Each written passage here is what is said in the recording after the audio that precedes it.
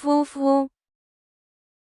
呼呼通常形容風聲，睡覺時呼吸聲或東西快速移動的聲音，就像英文的 whoosh 或 snore。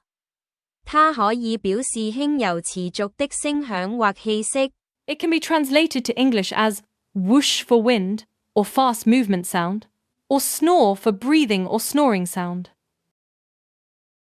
風吹過樹葉，發出呼呼的聲音。The wind whooshed through the leaves. 他睡得很熟，呼呼地打起鼾來。He was sleeping deeply, snoring loudly.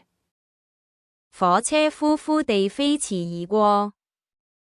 The train whooshed by swiftly,